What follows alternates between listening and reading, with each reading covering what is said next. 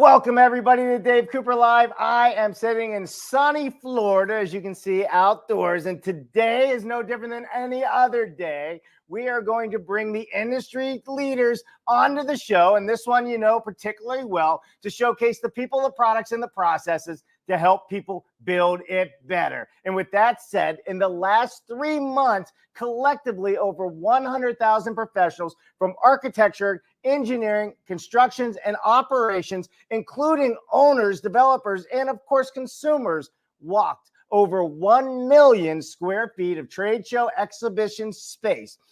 Four significant US-based trade shows in the last 10 weeks alone. And for a Pittsburgh-based crew, that means 13,000 miles to get to each show, a carbon footprint we're not really proud of. However, the educational tracks, in-person experiences, and networking opportunities have been monumental. Here to break it down with me today, coming to you live from Portland, Oregon, at the International Mass Timber Show, is no other than building products expert, industrialized construction, go-to-market expert, and our good friend of the Dave Cooper Live, Tim Seims, who has become a contributor with us, and we're having so much sharing everything that we are learning. But before we bring Tim onto the show, we can't do any of this without all of our amazing sponsors. So let's just take a few moments and say thank you to them. Forward Solutions Group is successfully driving companies to succeed where others have failed. Are you looking to start a factory, optimize your existing factory, streamline your production, or take your team to the next level? Whatever your needs are, Forward has a solution for you. Reach out to Ben at forwardsolutionsgroup.com.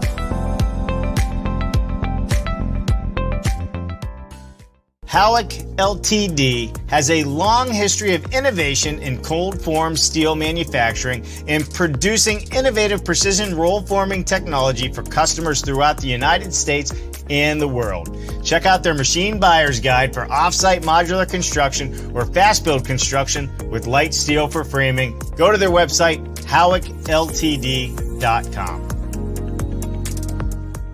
Brought to you by Greatech, one of the largest Autodesk partners globally and software developer of the PowerPack Advanced Design, Advanced Steel, and the StruxSoft product line. The complete solution to automate wood and light gauge steel framing, design, and documentation all the way out to CNC output. Model, design, and manufacture with StruxSoft. Learn more at StruxSoftSolutions.com.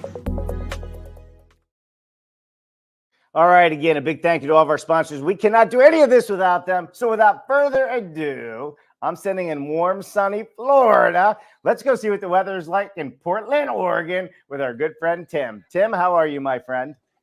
I'm doing great. I love that intro. And it is a little drizzly here, but it's definitely warmer than the last few weeks have been in New York. So I'm glad about that.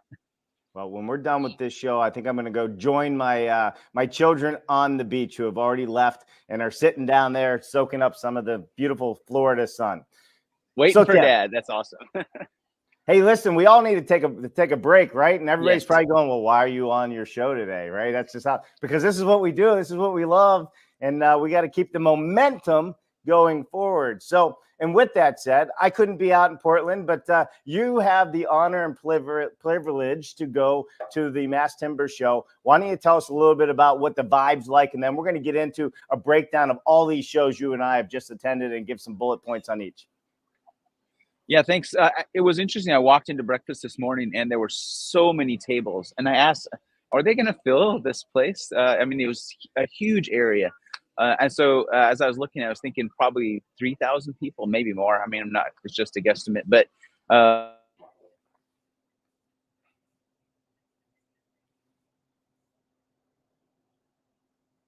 right. I don't know if Tim froze or I froze on that end. Jen, if you could let us know in the background there, but I think I froze or maybe Tim froze. We'll see. Anywho, so Tim, as he works his way back into the show, what I'm going to do is just hit pause here, Jen.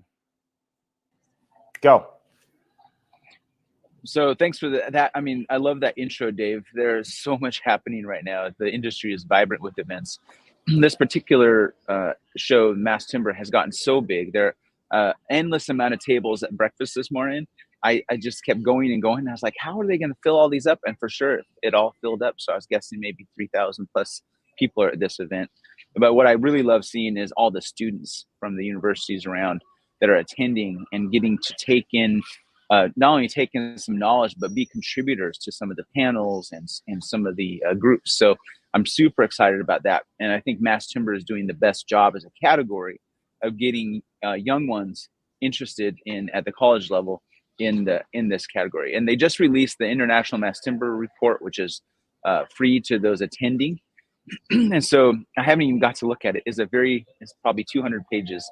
And it's just highlighting all those trends. I'm super excited to go through that. I'm headed to the keynote shortly where Todd from Mercer Mass Timber, who I know has been on the show, is going to be on and talk about the industry in general for the keynote, which is great because he's a huge steward of the industry, that mass timber segment. And then on Thursday, I get to be with Emily Dawson and several other folks from Green Canopy Node, FFA, and also Atelier Jones, talking about mass markets for mass timber. And my part of that presentation is rapid footprinting and thinking about how we can achieve the most number of locations that have a mass timber on them. So I'm excited about that. And this has probably been the most packed. I want to go to every session. It's the first year where I wanted to go to every single session. So, yeah. So I'm pretty stoked about that. Well, I hope you can get to every single session, but my guess is you probably will not, because some of them overlap, or are they just one session after another? Yeah, there's 4 tracks, so I can only obviously be in one place at a time. But that's really the value of a good show. That you're most interested in paying attention to while you're at the show this year? Probably track 4, because it's mostly productization. Then there's some of the other ones are more engineering, architecture, and then the erectors and fabricators and so forth. So I like how they've segmented it out. I know Advancing Mass Timber, that is Hanson Wade's mass timber event, also kind of does that multi-track. So it helps focus, but I really want to go to all of them because every single one has an interesting person, interesting topic, and that's a sign of a good event. Yeah, it definitely is. Well, hopefully you can watch pre-recorded stuff, being an attendee. Hopefully they're going to have all that for you to catch up on. One of the things that I think is really interesting about all of these shows, Tim, and that we've been crossing paths at here and again is, the connection between building products with building systems in a significant way. So if we look at the mass timber, even the mass timber industry has been bringing together the offsite industry, right, with building systems and mass timber. So I'm personally disappointed that I won't be there to see some of that for myself, but I'm hoping you'll be able to enlighten us after the show on how they actually came together with the building systems world. Yeah. I think I'll send you notes of interesting things I see. But one kind of big thing I'm noticing, which is great, and it goes back to something that Todd Tomilak talked about maybe like 5 or 6 years ago. Yeah. And is about the integration of the Internet of Things and making that easy for users of, smart home tech and so forth, was having integrations and all the software handshakes that have to happen with multiple systems and brands working together for the intelligence. Right. Well, now you're seeing more and more of that. So here at the Mass Timber event, you have a bunch of supporting companies like USG, fasteners, sound deadening boards, all the kind of things that are ancillary. They're not mass timber, but they're mass timber related. So that shows that building product manufacturers are investing specifically in the space. And so that again is like the integration of Internet of Things. That's going to help speed the adoption. That sped the adoption of the smart home and speeding the adoption of building categories like mass timber. So I'm excited about that. Yeah, and as you should be, and I think this is going to be great. And and I'll expect the full write-up and download of the show, maybe 5 minutes later after it ends. Okay, so for sure, absolutely. Drinking until you send that to us, there, Tim. Listen, no, you just have fun, and we'll look forward to having you on, and we're going to talk about all that. So I know you only have a few minutes before the opening ceremony, so why don't we get into this real quick? World of Concrete was January 2024 this year. It was their 50th anniversary. They had nearly 60,000 registrants, registered, and I think it was up 23% from last year, which was 48,000 in Las Vegas. And some of the tracks that they had out there as well was like concrete fundamentals, concrete repair, hands-on training, Super Bowl of masonry, but there was also a lot of off-site technology happening out there. What's your two takeaways from World of Concrete? In terms of offsite, it was good to see so much of the precast panels and also volumetric precast. Yeah, that's definitely where the industry needs to go.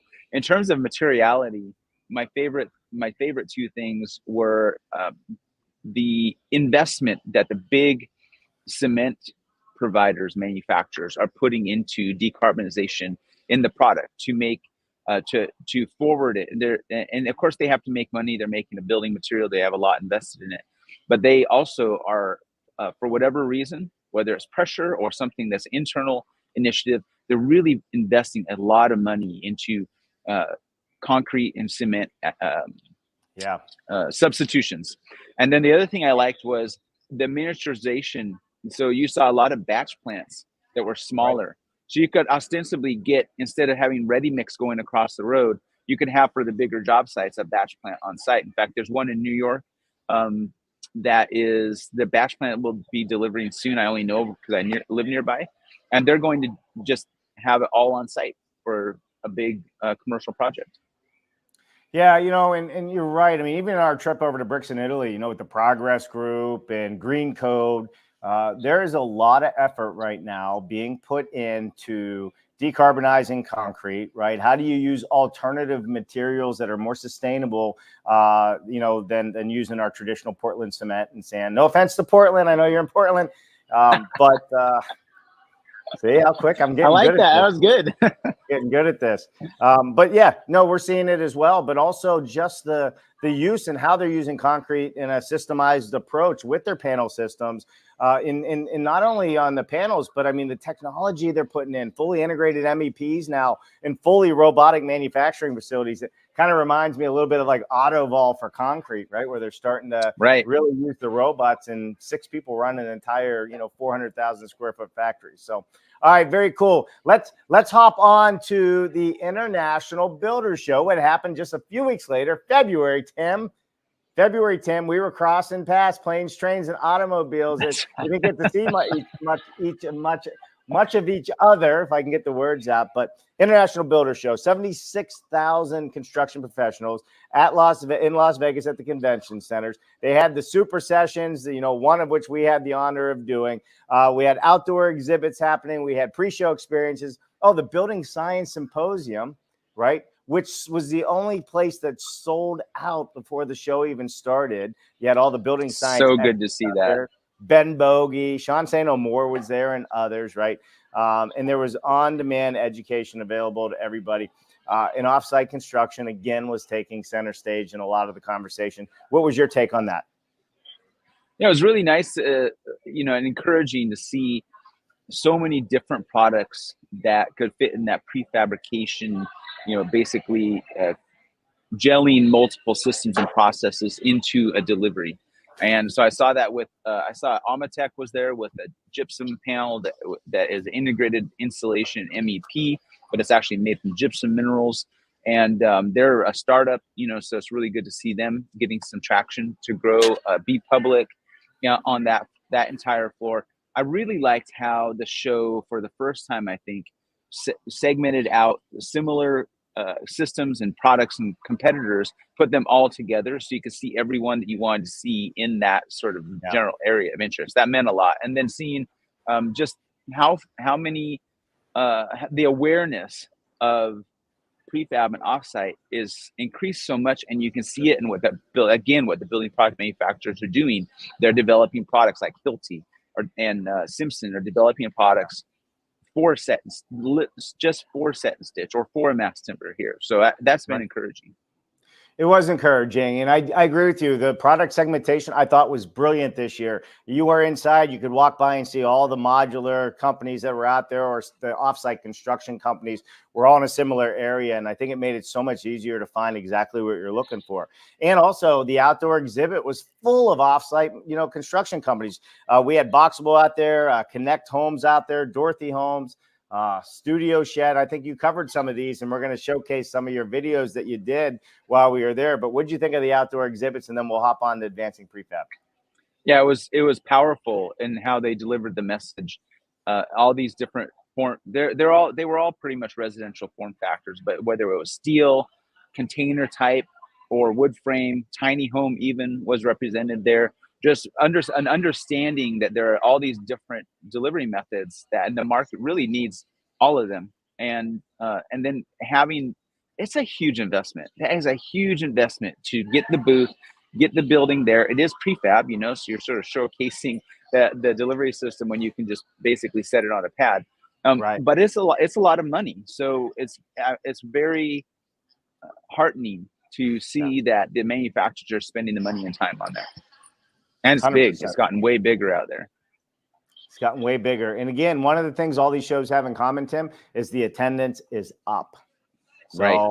up. I mean, pre-COVID up, right? So it's really starting to show some significant rebounds, and people are really trying to figure out, hey, how do we build it better? How do we build more sustainable? I mean, sustainability and decarbonization is really starting to take a lot of center stage here, which is great. Yeah.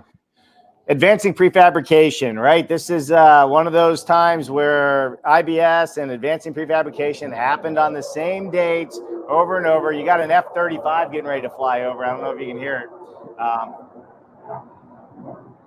Got sounds cool. Military, right? Yep. Perfect. So if you guys can still hear me, so 1,200 key decision makers were at that event, right? These are the big players in the industry. Not that they're not at the other events, but for whatever reason, advancing prefabrication gets the huge MEP contractors, gets the huge building developers, the globals like the DPRs of the world that attend. And it was probably the most engaged construction clients, designers, contractors, all looking for the right solution to realize, their prefab vision. And MEPs and general contractors, we're all talking about thought leadership. It's a lot of conversation about case studies. And again, the specialized education tracks this year, big focus on data, health, and hospitality. What was your takeaway? Yeah, I think there's definitely a gelling of ideas to work on repeatability and less mass customization. Mass customization works in a very small part of the market. And so there's this general sense that the one thing I noticed was a general sense that we're kind of okay with that. We were fighting it. We wanted our custom whatever, but that's the good thing I saw in terms of product. I talked to owners, building owners there, building owner developers, and also multiple people from Costa Rica and Honduras and Mexico and Canada and of course Europe. So that representation tells me that this is becoming more, just like with the people you have on the show, more and more of a global effort, and we're all learning about these things. And the intellectual property we thought we all had is now becoming something we're sharing. I'd say like 80 to 90% we're sharing now that we weren't sharing before as an industry. For sure. Well, and I agree with that. And I think the conversation has become bigger. The people that are coming in that weren't traditionally from our space are now joining our space, or at least interested in learning more to see how their industry knowledge from outside industry fits into what we're doing here, and can they make a difference? Because as bad as the homeless crisis is everywhere, I think the good side to it is it's waking people up to how we got to do better. We got to build better. It sucks that it's happening this way, but sometimes I guess we got to hit rock bottom to go back to the stars. Who knows? But I'm really loving how many people from the outside have come into this space now. Yeah, me too. And one last note on that is as these things play out, we're going to see an alleviation of some of the labor out there in the field. Not all of it, but some of these things that that are kind of what you would picture be the early adopters using in terms of these building technologies and systems, that those will be using less labor per square foot than they used before, and those people will go up to other work, which kind of helps the sort of lower the cost of construction. Might not lower the price that's delivered, but it could help lower the cost of construction for those other sectors. Well, and Lord knows we need to lower the cost on a lot of things in the construction industry. To me, it's even out of control, and you and I are in it. And you know, when $1 million homes are fixer uppers, that should be a red flag, right? Especially when only 5-6 years ago it was a $300,000-$400,000 house. Like the whole world has gone through. It's nuts. All right. So one of the events you weren't at that I was at was World of Modular, right? And that one was up as well in attendance. They had over 1,500 people, right? It was their 41st annual event. It was a global community of commercial modular construction industry professionals. And with that said, a lot of residential folks were showing up there, and a lot of people were there to learn about manufacturing and how they can get involved and even start some of their own manufacturing. So we had everybody from general contractors, architects, designers, suppliers of building products, services, financial institutions were set up there. But more and more, it was such a global presence, which was great. And Tim, they have some changes coming to their board of directors. You're going to see Evelina from DMD over in Poland on the board of directors now. They're really making a change. And this, to me, was probably the best vibe of the World of Modular that I've ever been to. They've all been great, but this one felt like there was real change happening, that there was forward thinking, there was more diversity happening, and they were really starting to come together. I wish you were there. I know. I just couldn't do it this year.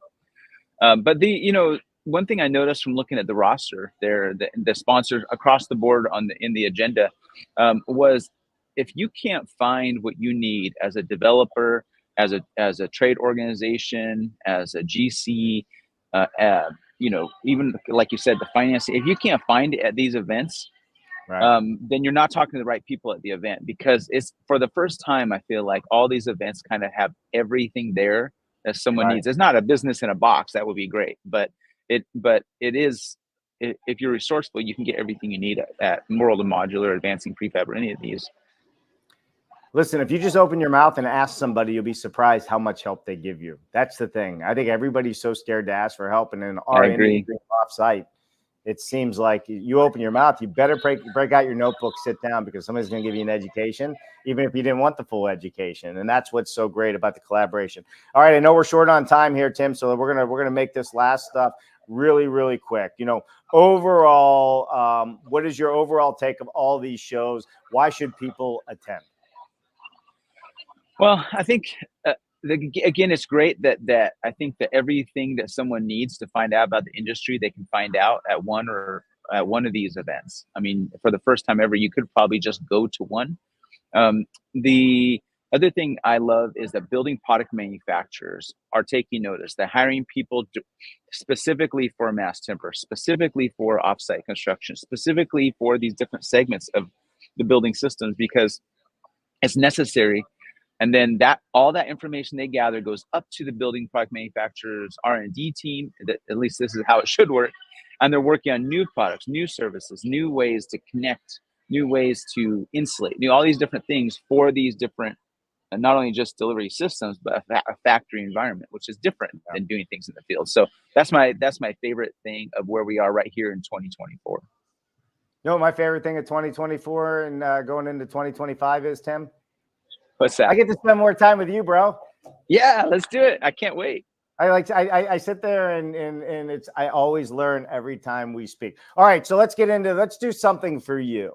Let's promote Tim a little bit here, because you contribute a lot to this industry. You contribute to everything that I've done in my life since you were at Nishiha. You were one of the first people to hire us to come and live stream at one of your events at the IBS. But on top of that, you educate a lot of people. So you are speaking Thursday, right, at the International Mass Timber Conference. And let me get this right: rapid footprinting, rapid footprinting. I've achieved mass market adoption with mass timber.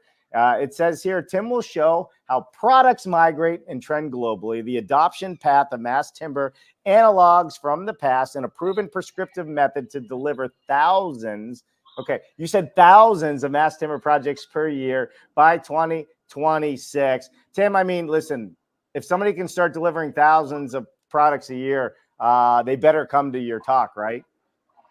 I mean, I'd love to see anyone that's even just curious come to just this event in general, but that specific session is really about how do we get to these and make market penetration moves into these repeat form factors in order to get the repeatability that's needed to get the economies of scale. So many of these factories are operating on tight margins. That should not be the case with early stage technology.